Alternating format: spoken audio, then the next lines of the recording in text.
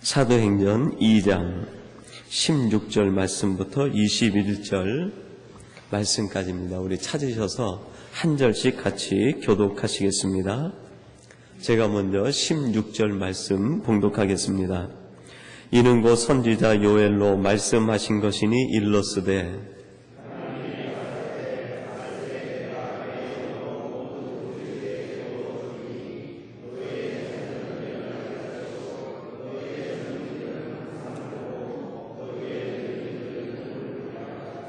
그때 내가 내 영으로 내 남종과 여종들에게 부어주리니 저희가 예언할 것이요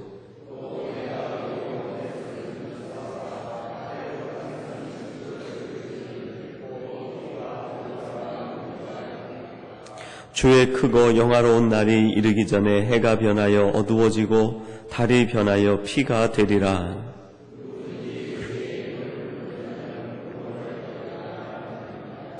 아멘. 말씀을 나누기 전에 제가 뭘 하나 여러분 보여드리겠습니다.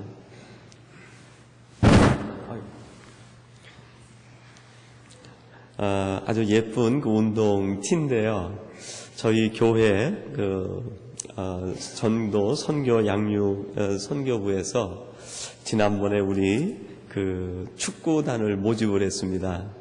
그래서 그동안 아주 열심히 6개월 동안 축구단이 운동을 하시고, 그래서 이제 정식 우리 축구단 이름도 생겼어요. 그래서 축구단이 오늘부터 새로 준비된 우리 교회 마크가 새겨지고 또 이름이 들어가 있는 단복을 입고 정식 이제 리그에 등록도 해서 선교다운 선교를 하기 위해 축구 선교단이 발족을 하게 됩니다. 오늘 10시 반에 우리 선수단들이 옷을 입고 그 운동장에서 하나님 앞에 같이 감사 예배를 드리고, 내일인가요? 내일 그레이스 교회하고 이제 친선 경기가, 그리고 밴쿠버 지역에는 이제 리그에도 가입이 돼서 우리 교회를 또 알리고 성도들의 삶을 알리는 좋은 선교의 도구가 될 것 같습니다. 관심 있는 분들의 많은 참여와 또 협조도 부탁드리고요. 운동을 원하시는 분들은 함께 하셔도 좋습니다. 토요 새벽 후에 한 10시경부터 한 2-3시간 함께 운동하고 또 친선 경기들도 있을 경우에는 하기도 하고 그렇게 됩니다. 여러분께서 많은 관심과 또 기도해 주시기 바라고요. 자세한 문의나 안내는 우리 문상칠 장로님께 해주시면 감사하겠습니다.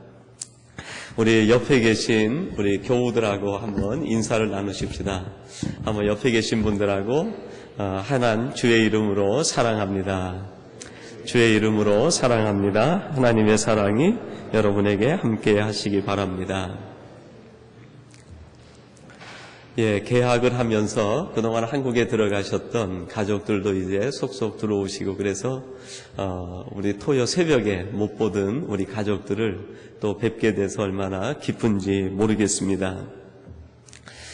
저희들이 그 지난주에 토요 새벽 말씀을 나누면서 오순절 성령이 마가의 다락방에 있는 120명의 성도들에게 임한 사건, 그리고 그 사건 가운데서 베드로가 어떤 반응을 보였는지 우리가 함께 말씀을 나누었습니다. 베드로에게 성령이 임하게 되자 크게 두 가지가 달라지게 되었습니다. 첫째는 베드로에게 하나님의 말씀이 깨달아지기 시작했습니다. 그래서 베드로가 성령으로 충만해지자마자 처음 하는 얘기가 무엇입니까? 요엘 선지자에게 하신 말씀이 이것이다 라고, 자기가 태어나기 400년 전에 하나님께서 주신 그 말씀이 오늘 내가 성령이 충만해지고 보니까 그 말씀의 뜻이 무엇인지, 그 말씀의 내용이 무엇을 가리키는 것인지, 그 말씀이 왜 진리고 왜 생명이었는지 알게 되었다. 하나님의 말씀을 듣기는 들었었지만 그 말씀의 본뜻이 애매했는데 성령이 내 안에서 불을 붙여줌으로, 성령이 내 안에서 조명을 해주심으로 하나님의 말씀이 분명히 이해가 되고 알게 되었다. 그거를 가리켜서 종교개혁자들은 성령의 내적 조명이다. 하나님의 말씀은 듣기만 하는 것이 아니라 그 들음 속에 성령의 감동하심과 더불어서 깨닫게 하시는 기능이 있다는 것입니다. 그래서 베드로가 자기가 마지막 임종전에 쓴 베드로 전후서에서 뭐라고 얘기합니까? 성경은 인간의 생각으로 낸 것이 아니라 하나님의 성령의 감동을 받은 사람들이 하나님의 뜻으로 받아 말한 것이다. 그래서 성경은 오직 성령으로만 해석이 되고 성령의 감동으로만 그 의의가 깊이가 깨달아지게 된다는 거예요. 그리고 또 한 가지, 내가 성령이 임하고 나니까 시대를 보는 눈이 열리게 되었다. 그러면서 지금은 제 3신이 그랬어요. 3신은 막 일할 시간입니다. 지금은 머뭇거릴 때가 아니다. 지금은 일할 때다. 지금은 정신을 차리고 하나님이 원하시는 일이 무엇인지 그 일을 해야 될 시간이다라는 걸 얘기해요. 그러면서 시간을 이해하게 되니까 또 무엇을 이해하게 되냐면은 이 시간의 끝이 어디 있는지를 알게 됐다는 거예요. 그래서 뭐라고 얘기합니까? 요엘서 말씀을 인용하면서 말세예라고 얘기합니다. 지금 내가 성령으로 충만해져서 시대를 분별하게 되니까 구약의 말씀이 깨달아지고 그 말씀에 의지해서 보니까 지금 우리가 살고 있는 이 시대가 얼마 남지 않았다. 종말이 다가오고 있다.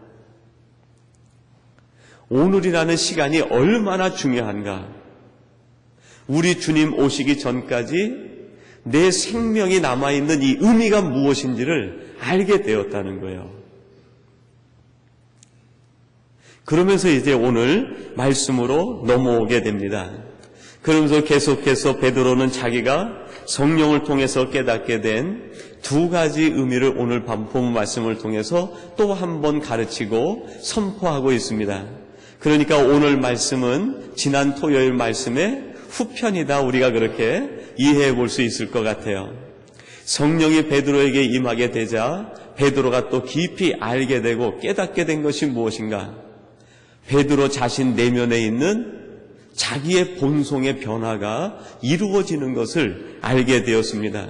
성령이 들어오시면서 자기 내부에 무엇인가 영적인 공사가 진행되고 있는 것을 느끼게 되었다는 거예요. 맥스 루케이라는 분이 있는데요. 그분이 예수님처럼이라는 책을 썼습니다.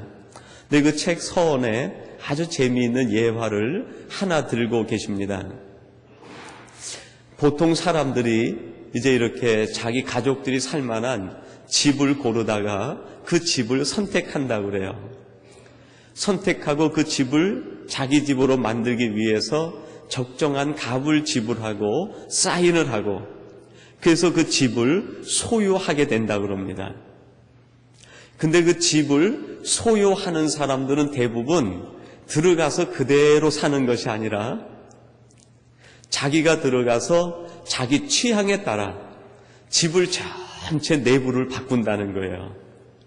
벽지도 바르고 싱크대도 싹 바꾸고 바닥도 다시 깔고 페인트 칠할 때는 다시 칠하고 가구 배치도 먼저 있던 사람 취향대로 돼 있었으면은 자기 취향대로 가구도 전부 재배치하고 씻기며 수저며 조그만 것 하나까지라도 먼저 주인이 쓰는 것처럼 그대로 두고 쓰는 사람들은 별로 없다는 거예요.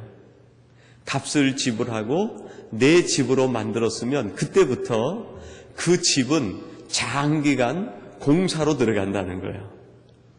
오늘도 고치고 내일도 고치고 1년 고치고 2년 고치고 3년 있다가 불편하면 또 고치고 또 고치고 계속해서 주인의 마음에 들 때까지 그 집을 고쳐나간다는 거예요. 때로는 집을 버티고 있는 들보가 있어도요, 주인의 마음에 들지 않으면 그거를 그냥 확 뽑아내고 다른 것으로 바꿔 넣는다는 거예요. 여러분 마찬가지 아니겠습니까? 우리 주님 성령님이 우리 속에 들어오시는 그 순간부터 우리 안에 뭔가 변화가 일어나기 시작합니다. 그게 뭡니까? 주님께서 지금 우리를 공사하는 중이죠. 공사하는 중이에요. 우리 안에 그동안 대들보처럼 있었던 우리의 자존심도 우리 주님이 볼 때 필요가 없으면 쑥 내버리는 거예요. 세상에서 평생 가졌던 우리의 지식도 우리 주님이 볼 때 필요 없으면 그냥 쑥 빼버리시는 거예요. 우리 안에 약간 칙칙한 색깔로 칠해져 있으면 주님이 오셔서 그 벽지 다 뜯어내시고 우리 성령님이 원하시는, 하나님이 원하시는 하얀 색으로 다시 색을 칠해주시고 도배를 해주시는 거예요. 내 의자가 중심에 있으면 우리 주님 오셔서 의자를 좀 옆에 놓고 그 가운데다 뭘 세워놓습니까? 우리 하나님의 보좌를 세워놓고 주님이 거기 정자하시는 거죠. 공사가 일어나는 거예요. 성령이 오시면 우리 안에 내부 공사가 일어나는데 왜 내부 공사가 필요한가? 여러분, 창세기 말씀해 보면 하나님께서 우리의 사람을 지으실 때 하나님의 영으로 지었다고 말씀합니다. 창세기 2장 7절에 보니까요, 여호와 하나님이 흙으로 사람을 지으시고 생기를 그 코에 불어넣으시니 사람이 생명이 된지라. 껍데기는 흙으로 이렇게 빚어서 모양은 갖추었지만 우리의 안 전체를 하나님의 영으로 다 돌려놓으셨다는 거예요. 하나님의 영의 사람이 되었을 때 하나님이 우리 인간을 보시고 감탄하신 말씀이 있어요. 그게 뭡니까? 내가 보기에 참 좋다. 여호와 보시기에 참 좋았더라. 하나님이 우리를 원래 지으신 그 모습은 참 좋은 모습이었어요. 더 이상 실내 내부 공사를 할 필요 없을 정도로 완벽한 우리의 인성, 본성을 가지고 있는 사람들이었어요. 그런데 죄로 인하여 우리 인간들이 어떻게 됩니까? 창세기 6장 3절에 보니까 이렇게 말씀합니다. 여호와께서 가라사대 나의 신이 영원히 사람과 함께 하지 아니하리니 이는 그들이 육체가 됨이라. 육체가 됨이라. 6장 3절은 두 가지를 얘기합니다. 이제 하나님이 우리 안에 영으로 거하지 않으시겠다. 하나님이 우리 안에서 떠나버리니까 우리가 뭐가 됐다는 거예요? 육체만 남았다는 거예요. 육체만. 사도 바울은 두 종류의 사람을 얘기합니다. 육체를 쫓아 사는 사람이 있고 영을 쫓아 사는 사람이 있다는 거예요. 하나님의 영으로 충만해진 사람은 영을 쫓아 성령의 소욕을 쫓아 사는 사람이고, 하나님의 영이 우리 안에 내주하지 않으면 우리 안에 내부 공사가 없이 하나님 떠난 상태에서 그대로 육체성만 가지고 살아가는 사람, 육에 속한 사람이라는 것입니다. 근데 오늘 베드로에게 예수 그리스도 하나님의 영이 충만해졌을 때 베드로는 하나님의 영을 쫓아 사는 사람으로의 자기 안에 내부의 변화와 내부에 있는 모든 것들이 새롭게 재창조되어지는 것을 느끼게 됩니다. 프라하 출신의 유대인 작가 중에 프란츠 카프카라는 분이 있습니다. 이분이 1915년에 변신이라고 하는 아주 짧은 단편 소설을 썼습니다. 근데 이것이 지금까지도 많은 문학하는 사람에게는 그 스테디셀러로 되어 있습니다. 주인공이 그레고르라는 주인공이 나오는데, 이 그레고르가 가정이 어려워서 태어나는 순간부터 일만 하는 거예요. 어려서는 자기가 할 수 있는 어린 일을 하고, 나이가 들면은 고만한 일을 하고, 성년이 되어서는 어떤 상품 파는 데 가서 판매원으로 하루 종일 서서 물건을 팔다가 집으로 돌아오는 거예요. 그러니까 이 젊은이의 기억 속에는 돈을 버는 일을 하는 것 외에는 기억이 없는 거예요. 그렇게 해서 성년이 돼서 나이가 찼는데 어느 날 아침 잠을 깨고 자기가 자기 자신을 보니까 딱정벌레가 돼 있는 거예요. 자기 자신이. 우리식으로 하면은 바퀴벌레가 돼 있는 거예요. 바퀴벌레가. 사람들이 볼 때 가장 추한 모습 벌레로 바뀌어 있는 거예요. 그리고 자기 자신이 옛날 모습으로, 태어났을 때 인간의 모습으로 돌아가려고 하는데 이미 자기의 몸이 바퀴벌레 그 딱딱한 껍질처럼 굳어져 가지고 옛 사람으로 돌아가지를 못하고 그 벌레로 그냥 죽고 만다는 거예요. 이거를 통해서 이 프라카가 우리에게, 카프카가 우리에게 알려주고 싶은 내용이 있죠. 고발하고 싶은 게 있어요. 오늘날 현대인들이 인생의 참된 의미와 목적을 상실한 채 세상에 있는 현실과 현상에 매여서 태어나는 순간부터 죽는 순간까지 하나님이 원하시는 그런 뜻을 살지 못하고 마치 벌레처럼 그렇게 딱딱하게 굳어져서 살다가 전부 죽는다는 거예요. 제목을 변신이라고 그랬는데요. 이 세상에 있는 사람들은 모두가 다 변신하고 있다는 거예요.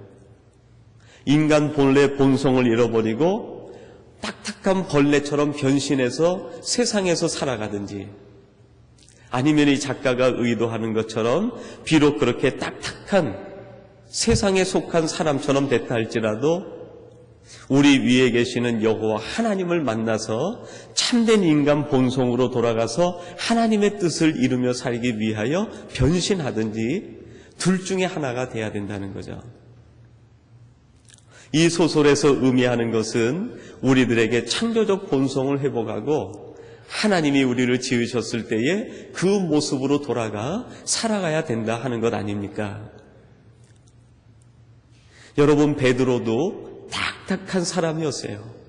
그가 가지고 있는 혈기, 평생 바닷가의 바람을 맞으면서 살던 그의 인생의 경험이 베드로를 딱딱하게 만들었었는데 그 속에 하나님의 영이 들어가자 베드로가 어떤 사람이 됩니까? 가장 부드러운 사람이 되고 하나님의 뜻을 이루어내고 하나님이 원하시는 삶을 살아가는 사람이 되었습니다. 여러분, 이런 의미에서 베드로는 요엘의 말씀을 인용을 즐겨합니다. 본문 오늘 17절 상반절에 보니까요, 그렇게 말씀을 합니다. 하나님이 가라사대 말세에 내가 내 영으로 모든 육체에게 부어주리니 그랬습니다. 모든 육체에게 하나님의 영이 와야 결국 육체가 어떤 사람이 된다는 거예요? 하나님의 영으로 사는 사람이 될 수 있다. 지금 나는 육체성을 쫓아 사는 사람인가? 딱딱한 벌레가 돼서 살아가는가? 아니면 하나님의 영을 쫓아 살아가는가? 하나님의 사람이 돼서 살아가고 있는가? 그거를 우리에게 한번 점검해 보라는 말씀 아닙니까? 하나님의 영이 오시면 우리는 어떻게 살아가게 됩니까? 17절 하반절에 보니까 세 가지를 비유로 말합니다. 너희 자녀들은 예언할 것이요, 너희 젊은이들은 환상을 보고 너희의 늙은이들은 꿈을 꾸리라 그랬습니다. 여러분, 우리 자녀들은요, 지식을 따라 사는 사람들입니다. 자녀들은 늘 지식의 강요를 받습니다. 그러나 하나님이 우리에게 원하시는 것은 지식이 아니라 말씀을 따라 살아가기를 원합니다. 여러분, 우리들이 이 세상을 살아가는데 어떤 일을 만나서 그 일을 해결하는 우리의 방식이 우리가 가지고 있는 지식이 먼저 동원된다고 하면 그거는 육체성을 따라 선택하며 살아가는 거죠. 그럴 때에 우리는 무릎을 꿇고 하나님의 말씀에 조용히 귀를 기울이고 하나님의 말씀이 어떤 말씀을 하시는지 거기에 귀 기울일 때 우리는 지식을 쫓는 사람이 아니라 말씀을 쫓는 사람이 될 겁니다. 젊은이들은 어떻습니까? 힘을 의지하며 살아갑니다. 젊은이들에게는요, 나름대로 건강이 있고 능력이 있어요. 여러분, 이 세상의 많은 사람들은 자기의 힘과 권력을 의지해서 살아가는 사람이 있습니다. 세상적 젊은이들이라고 할 수 있습니다. 그러나 여러분, 영적 젊은이들은 어떻습니까?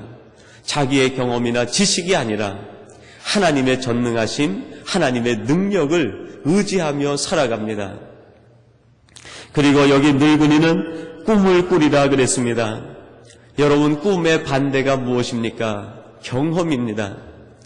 내 경험이 중시된다고 하면 때때로 우리들은요, 꿈을 상실해 버릴 수도 있습니다. 하나님께서 보여주시는 미래, 하나님께서 보여주시는 비전, 하나님께서 원하시는 내일을 향해서 오늘을 투자하는 사람들이 젊은이가 아니겠습니까?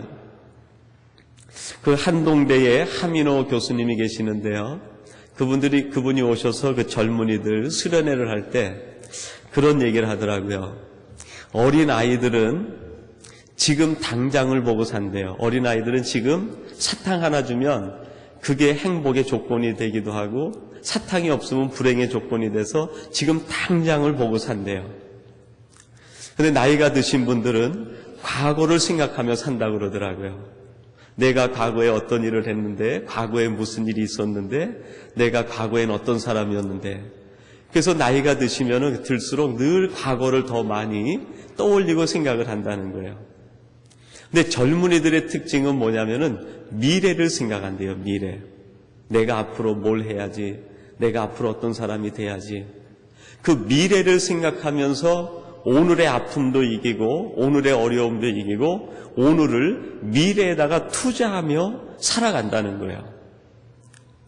몰트만이라고 하는 신학자가 있었는데요. 이 몰트만은 이것을 가리켜서 희망의 신학이다 그랬어요. 희망의 신학. 우리 크리스찬들은 어떤 사람들인가? 미래에 있는 하나님의 약속과 미래에 하나님이 주신 희망을 오늘 끌어들여서 오늘을 기쁘고 최선을 다해서 살아간다는 거예요. 여러분, 하나님의 영이 우리에게 오시면 젊은이들이나 어린아이들이나 나이가 드신 분들이나 미래를 오늘로 끌어당기며 살아가는 거예요. 희망 안에 살아가고 기쁨 안에 살아가고 감격 안에 살아가고 결국 우리 속에 내부 디자인이 달라지는 거죠.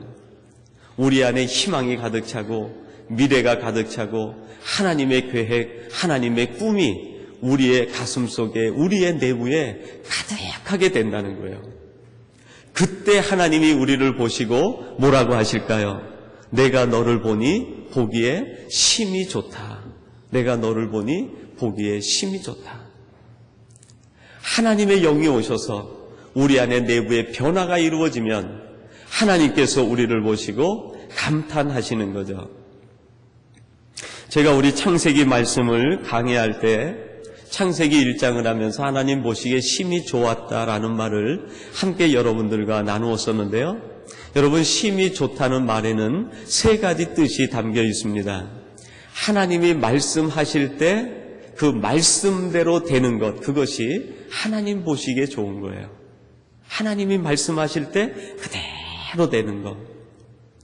우리 부모님들이 자녀들에게 얘기합니다. 얘야, 오늘은 학교 갔다 와서 이거 좀 해라 그러면 그 아이가 학교 갔다 와서 그 일을 착착착착 해내요. 어머니의 말씀대로, 아버지의 말씀대로 해내요. 그러면 엄마 아빠 마음속에 무슨 생각이 들까요? 참 좋다. 내가 너를 보니 참 좋다. 하나님 보시기에 좋다 할 때 두 번째 의미가 있는데 그게 뭐냐면요. 있는 것이 있을 자리에 있는 것이 좋은 거예요. 하나님이 별을 만들었는데 별이 하늘에 있지 않고 물속에 있으면 그건 좋지 못한 거죠. 하나님이 물속에 물고기를 만들었는데 나는 물이 싫다고 물고기가 하늘의 별처럼 내가 거기 있겠다고 올라가면 그것도 역시 보기가 흉한 거죠. 하나님이 만드신 하나님의 목적대로 하나님이 있으라고 한 대로 제자리에 있어서 하나님의 영광을 드러내고 하나님이 하실 만한 일들을 해내는 것, 그것이 보시기에 좋은 거예요.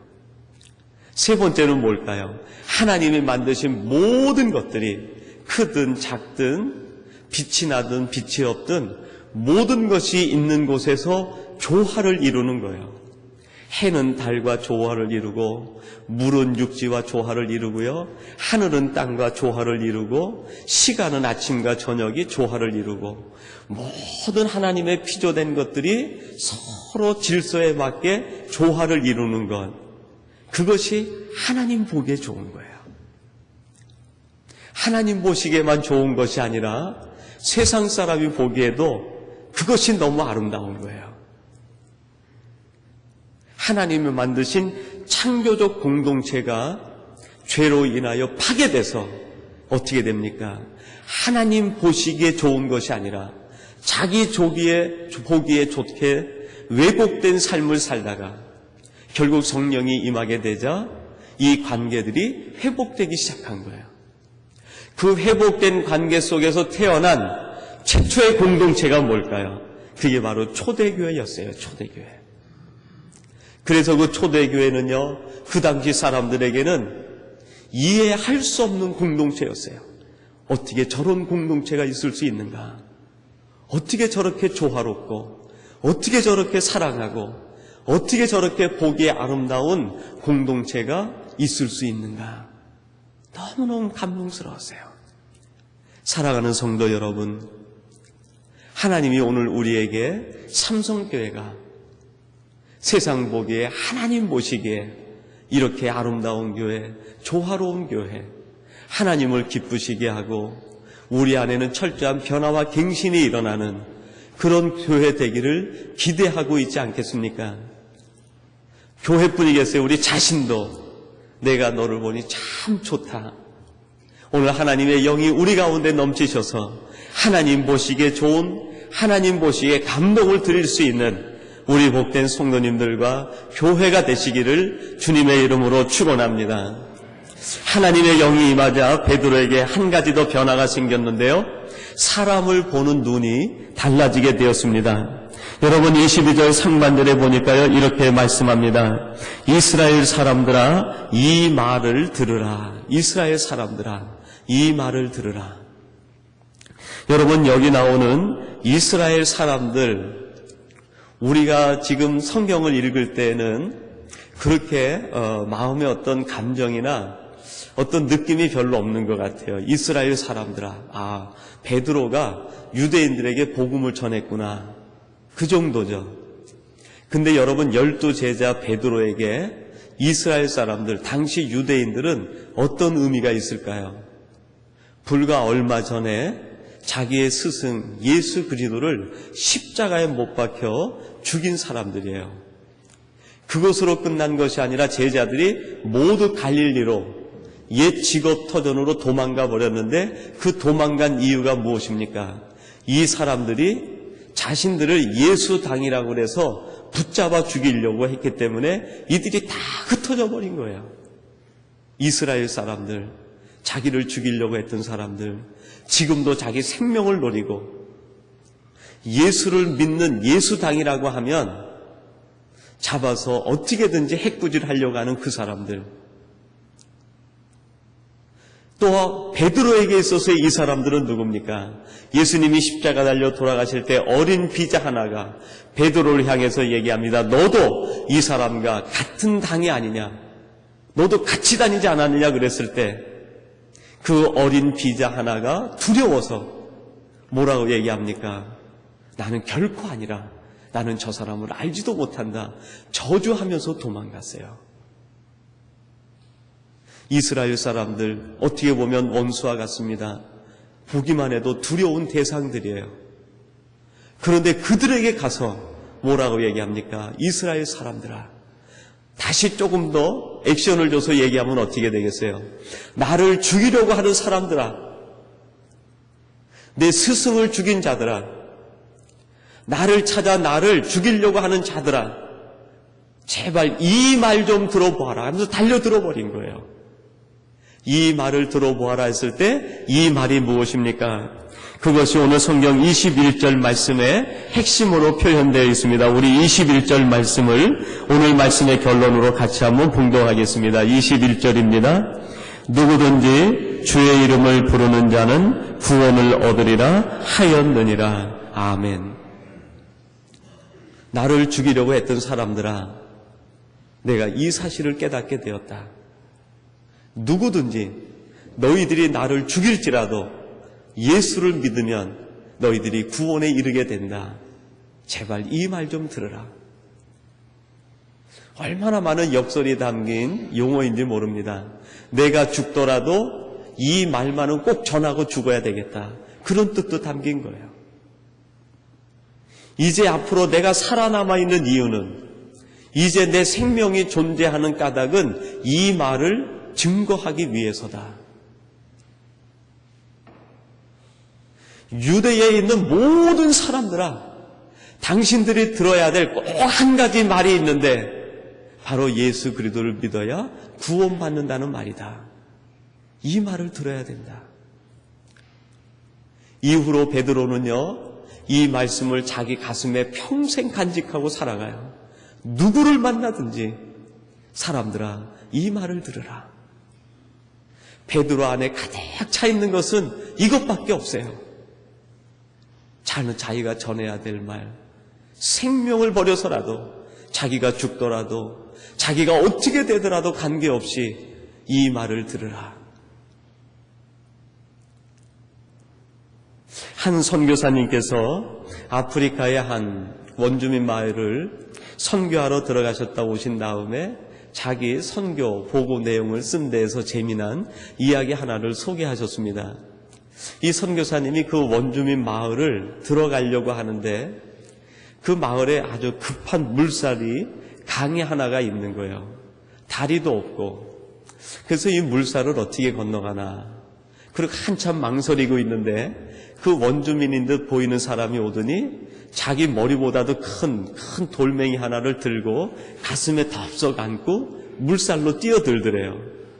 그러면서 물살을 어기적 걸어서 강을 건넌 다음에 돌을 내려놓고 자기 집으로 가버리는 거예요. 또 그 마을에 있는 사람이 밖으로 올 때에는 그쪽에 있는 돌을 또 하나 들고 물속에 들어와서 걷는 다음에 돌을 내려놓고 자기 일을 보러 가는 거예요. 그런 사람들을 몇 번 본 다음에 신기해서 혼자 건너가기도 힘든데 왜 큰 돌들을 들고 가나 궁금해서 이제 나중에 물어보았다고 그래요. 그랬더니 그분들의 대답이 여기는 물살이 너무 세서 사람이 혼자 들어가면은 물살에 떠내려간다는 거예요. 그래서 돌이 크면 클수록 그 돌이 무겁기는 하지만은 그 돌 때문에 물살을 이기고 건너갈 수 있다는 얘기를 들었다고 그래요. 여러분, 우리 안에 성령님이 오시면 그때부터 우리 안에 영적인 부담감이 생기기 시작을 해요. 하나님의 영이 오시면 가만히 있을 수가 없으니까요. 나를 죽이려 했던 사람을 찾아가야 되니까요. 나를 미워했던 사람들을 찾아가야 되니까요. 사랑할 수 없는 사람들, 내 스승을 죽인 그 무리들, 생각하고 생각해도 용서할 수 없는 그들을 찾아가야 되니까 그것이 얼마나 여러분 큰 부담입니까? 그러나 여러분, 그 부담의 물결을 이길 수 있는 게 뭐예요? 우리 안에 성령 예수 그리스도를 더 크게 충만하게 끌어안고 우리의 영적 무게를 더해서 찾아가면 우리가 만나는 미움의 강도 건너게 하시고 우리가 만나는 슬픔의 강도 건너게 하시고 우리가 만나는 세상의 어떠한 어려움의 강도 건너가게 해주시는 거예요. 그래서 사명을 이루고 기쁨을 이루고 우리가 원하는 목적지까지 이르게 되는 것 아니겠습니까? 여러분, 하나님께서 우리에게 주신 이 아름다운 성령의 선물을 가지고 우리 앞에 당한 믿음의 경주, 우리가 만날 수 있는 세상의 세파들, 우리가 만날 수 있는 사람과의 여러 가지 관계에서 생기는 일들 이겨내시고 우리 스스로는 내부를 새롭게 단장하고 하나님이 보시기에 좋은 사람, 창조적 본성이 회복되는 아름다운 삼성의 가족들 여러분들이 되시기를 주님의 이름으로 축원합니다. 하나님 아버지 감사합니다. 베드로는 하나님의 영으로 충만해지면서 문자로만 느껴졌던, 지식으로만 들었던 하나님의 말씀이 가슴으로 다가오기 시작했습니다. 세상의 시대를 분별하며 내게 남아있는 삶의 의미와 우리 주님의 역사가 끝나기 전에 내가 할 일이 무엇인지 그는 깊이 깨닫게 되었습니다. 더불어서 자기를 죽이려 했던 사람들에게 달려가 복음을 증거하는 믿음의 사람이 되었으며 그 안에 창조적인 본성이 회복되기 위하여 자신의 마음을 성령으로 충만케 하는 노력을 게을리하지 않았습니다.